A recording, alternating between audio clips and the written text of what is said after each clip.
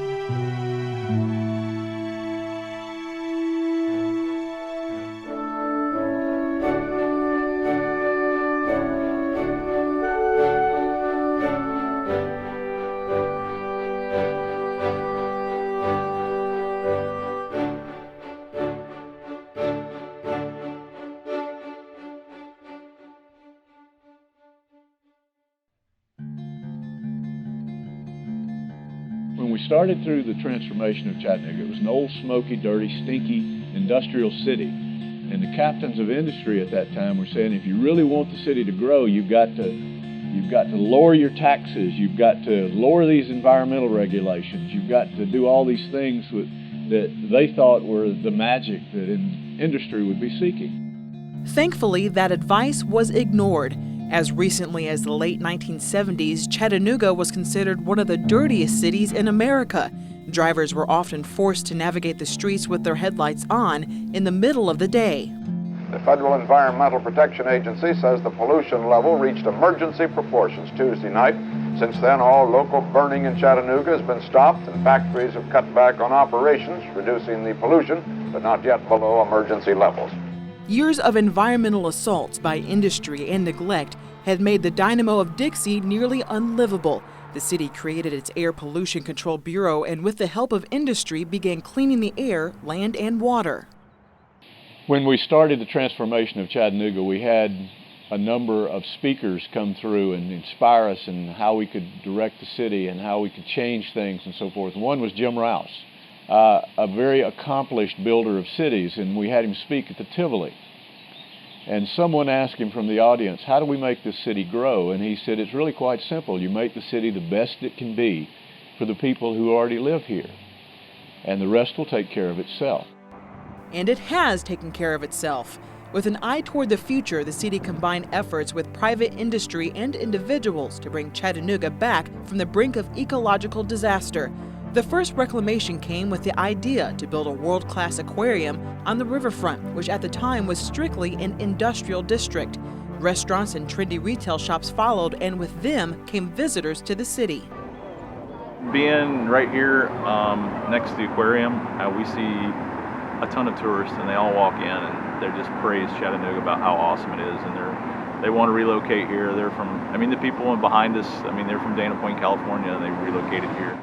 Just to give you a little bit of insight, when I first became mayor and we began looking at the waterfront, I had a public meeting downtown. We had about 300 people who showed up for that public meeting. We had, a layout of the downtown area, an onion skin paper, and people sat around at tables and expressed what they wanted this 21st century waterfront to be. For more than 20 years, work continued on cleaning up the environment and building a cleaner, more livable city, starting at the waterfront and expanding from there. During the cleanup, citizens and visitors started realizing how much beauty there was in the area. From navigable waterways to climbable mountains, the Tennessee Valley became a great hidden treasure in the eastern United States. I became mayor in April of 2001, and my 50th birthday was the next August of 2002. And, I wanted to show that I was still alive, and so I took a 100-mile bike ride around Chattanooga on the back of Lookout and around other places, and it was amazing. The entire trip I saw people doing things relative to the outdoors, hang gliding. I saw people going bouldering. I saw people getting ready to rappel. I saw kayaks on the back of cars. I saw people getting ready to go trout fishing, and obviously many people biking and hiking and doing all kinds of things. And so, you know, it was a pretty long bike ride, 100 miles, and had a lot of time to think, and it awakened me to so much that was happening here in Chattanooga as it relates to the outdoors. So I remember the experience I'd had early on when I was building projects around the country as a young man. And I remember visiting Boulder, Colorado, and just being amazed at all the young people who were there, the outdoor activities that were taking place. And so I remember being on a local radio program trying to explain, you know, what it was, what the outdoor initiative would be about, and people just didn't get it at first. And so I said, well, you know, we want to be the Boulder of the East. And I also remember when then Mayor Corker was in my studio, and I used the phrase then as well, and I even said, oh, feel free to use it. You know, I give this stuff away on the air. And by golly, did. So, Mayor Littlefield, who has a son out in Colorado, they often comment about what we're doing here that they're not doing out there. We have an environment here that's a little different than they have out west, and in my standpoint, I think we have a lot more green trees, a lot more healthy environment that I think they have. I'd love to see a billboard out there that they're the Chattanooga of the West. Well, other cities certainly have outdoor activities, but they probably have not organized them and packaged them like we have in Chattanooga. And they probably do not have the ready access to outdoors as we do here. Easily accessible, the Walnut Street Bridge, one of the longest walking bridges in the world. And across the river, the Greenway goes all the way from downtown to Chickamauga Dam. So other cities, I don't know any other city that can say, yes, we can introduce you to our outdoors, and can immediately do that in a very organized and a very attractive way. Outdoor Chattanooga actually started in the previous administration. It started in the Corker administration, and it was just an idea that wanted to capitalize on this wonderful natural resource that we have in Chattanooga. One of our greatest assets is something that we didn't build, we don't have to maintain, it's the outdoors. It was a nothing investment to launch Outdoor Chattanooga within city government, and I mean, it really just didn't take much. There's so much of it that occurs through the private sector, so it was really more about having a place where, you know, people who were attracted to this vision could come. It was a place where we could convene folks, which we did often. Many times, leadership on issues like this doesn't require a lot of dollars. It requires being a convener, having a vision that people get behind, and that really was what it's about. Yes, most cities have a Parks and Recreation department, and I can remember back in history, Chattanooga's always had a Parks and Recreation department. We haven't always called it that, but it was more of a stick and ball kind of Parks and Recreation department, meaning it was softball, it was tennis, it was those kinds of facilities, a couple of swimming pools, the old traditional things that people think of when they think of old traditional Parks and Recreation. The thing that's different about Outdoor Chattanooga is it is different, and it's not traditional. And even though it incorporates some elements of recreation that have been around for a long time, such as bicycles, it also incorporates a lot of elements that are not traditional in any other community. In 2005, 2006, when the program was really just getting off the ground, I think there was a lot of attention being played on Chattanooga. But there were no different outdoor adventure-based programming units that I could see throughout the state of Tennessee, and certainly in the southeast of the United States. There were very few. In fact, I couldn't find any. I'm sure that there were probably some that I'm overlooking, but in reviewing and talking to my counterparts throughout the United States and Tennessee, certainly there were no programs. I would have to say the council, even though I don't remember what the vote was on moving ahead with that, and there really was not enough money to do what we needed to do. But we did manage to squeeze out the votes, and I would say that if you ask members of the council then and even members of the council now, was that a good investment? I believe you'll find that most people think it was. It's around $260,000 a year, but the number of activity hours that are actually provided is probably, when you look at the activity hours per dollar spent, it's a great ratio to use as far as how you compare programming in other sections. It is a lean organization, in part because we are sitting in the midst of just beautiful, fantastic outdoor amenities that we actually didn't have anything to do with. So what we do in Outdoor Chattanooga, we're so fortunate that a lot of what we do was just given to us as a result of the natural resources we have here in the city. I can't say the dollar value as opposed to the cost and all that stuff. That's not what I think the real value is. I think the real value is emotional. It's intangible. We can't wrap it up and put it in a package or a report. It's how we feel about it. Outdoor Chattanooga is a packaging of an important part of those intangibles that makes the city the best city that it can be for the people who already live here, and has helped us to be the most transformed city in America.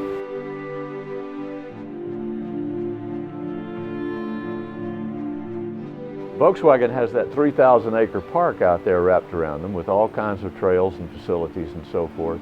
And it is the only LEED certified, platinum LEED certified plant of its nature in the world. That's not even a small qualification. It is a unique facility. And it represents the new kind of high-tech, very environmentally compatible industry that we dreamed about years ago. And I just want to go dig up all those old captains of industry that's wanted to hold Chattanooga back and say, if we want to grow, we've got to keep being stinky and dirty and environmentally the worst city in America, and lower our taxes and all that, lower our standards. Instead, we raised our standards. We made our city a very livable city. And people come here not just because they now can get jobs in these new industries, but they come here because we are a very livable, very family-friendly city.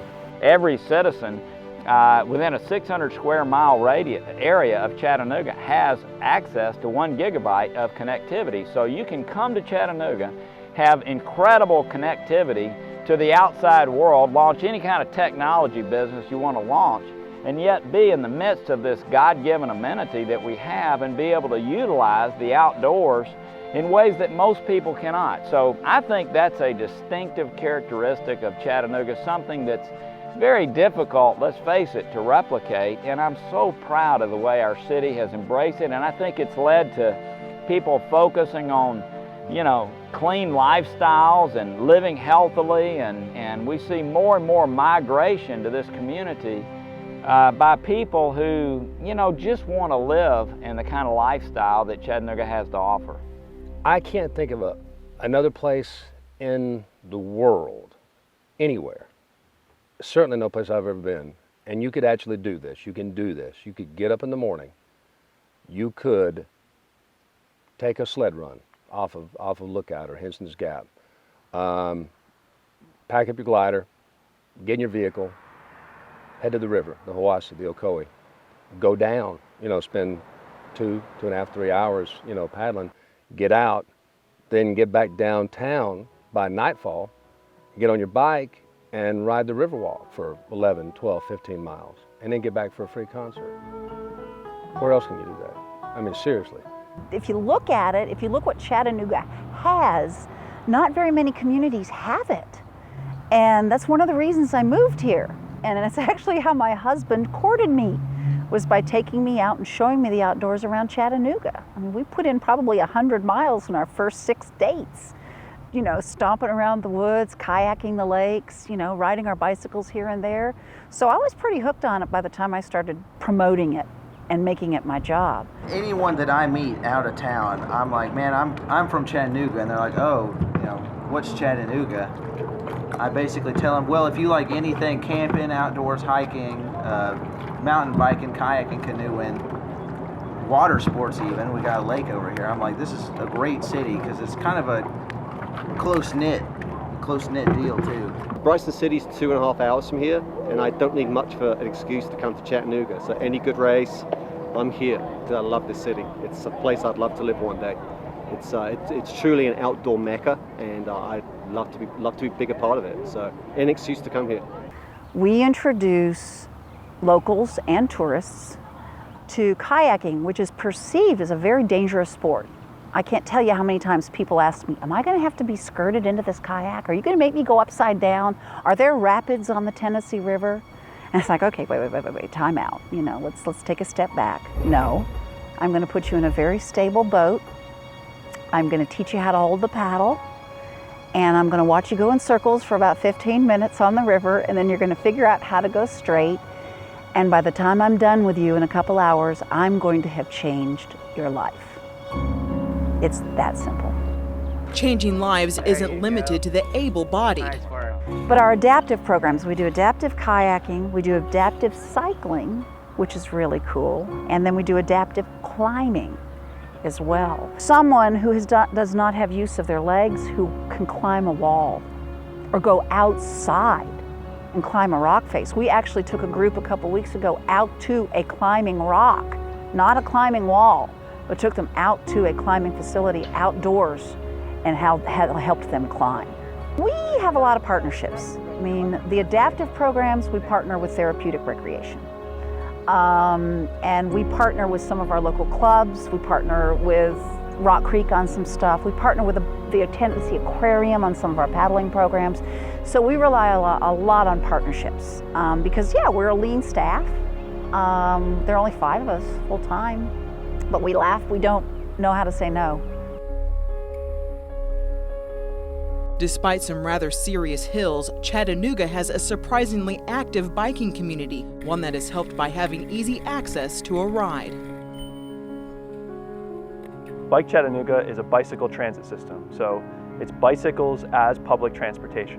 300 bicycles in total, 30 stations, spread among downtown, starting in the south side all the way to the north shore, including the downtown business district and UTC, an MLK area. This fits really great with the image and the atmosphere that Chattanooga has created over the last few years as being a really green city. From LEED certified buildings to the electric shuttle downtown, moving people here to there. This is just another addition upon the infrastructure that they've already worked so hard to put in place. For those who rent bikes or own them, Chattanooga is a bike-friendly city. Bicycle lanes exist on all major roadways, and many businesses have reserved parking specifically for bicycle riders. There are few areas of the city not reachable on 2 wheels. With the election of current Mayor Andy Burke, changes were made and the Parks and Recreation Department was changed to the Department of Youth and Family Development, and Outdoor Chattanooga was placed under another department, Economic and Community Development. It really is a demonstration of how seriously we recognize the contribution of Outdoor Chattanooga. Folks come from all over the country and the world, as a matter of fact, and it's a real economic driver for us. Outdoor Chattanooga, for me, is really about economic and community development. First of all, it brings jobs to our city, and second of all, it really develops our community and the quality of life. And so it makes sense to think about it that way. We answer probably this time of year, which is height of the summer tourist season. We answer 40 to 50 telephone calls a day from people asking, where can I rent a tube? Where can I go rafting? Where can I rent a bicycle? I want to go hiking. Where should I go? Just answered the phone 15 minutes ago from a lady who's bringing her family up on vacation. Should I bring my own bikes or can I rent bikes? Where should I go biking? I've got a 5-year-old child. Are there places I can take it? This time of year, that is probably 80% of our job at Outdoor Chattanooga. We're connecting these people to places they can play. We're connecting them to rafting outfitters in the Ocoee. The Ocoee is a great place, considering it's only about 20 minutes or 25 minutes from any part of Chattanooga, really. So Outdoor Chattanooga is doing a great thing, I think, is promoting Chattanooga and the Ocoee area. Since '81, Outland is developed into a resort center pretty much as things go as for adventure. Now that the Ocoee, of course the Ocoee got chosen as the '96 Olympic home site. So the upper section we get the raft now since '96, and that's 5.5 miles that we do. Then we come up, do some lunches on that. Then we go down and do the traditional section for a total of 11 miles.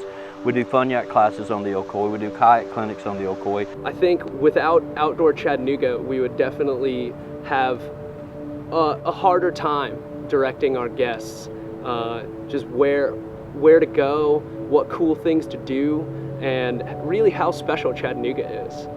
One of our great advantages is that we have a bunch of different types of activities. So you can be right in the middle of downtown and still enjoy the outdoors. You can be up on a mountain and still find activities. And then you can go 20 minutes outside and have a rural experience. This allows us to really attract people from all over the country who may love the outdoors and find a way to see value in all those different experiences. It's just so easy. I mean, I can get off the air at noon, and if I don't have to work in the afternoon at Riverbend, I can be on the Ocoee in an hour and 15 minutes. And you think you don't even have to go down. You just go in and put in at one of the, the rapids, stage and eddy, and sit there and play for 45 minutes and get tired, and then get back in your vehicle and come back home. It's just, that's the thing that makes Chattanooga so special, is the access that it gives you to everything. You drive up to the ramp and fly off. You drive to the river and get in and get out. You don't have to portage, you don't have to haul your stuff. Other than some of the folks, of course, who climb these walls, and hauling their rope, most of the sports around here are ridiculously accessible. Chattanooga is really unique in that sense. Chattanooga is really unique in the sense that we have all of these downtown urban assets that are so close to all of these outdoor nature assets. And I think that's what really makes Chattanooga so special, and I think that's why the crash pad couldn't have really fit anywhere else other than Chattanooga. We have a great opportunity over the next few years. We have Head of the Hooch and Ironman and US Pro Cycling. You can see this outdoor momentum building. And my goal for the city, for Outdoor Chattanooga, for the partners that we spend time with every day, is to capitalize on that, to build it and take it up to the next level.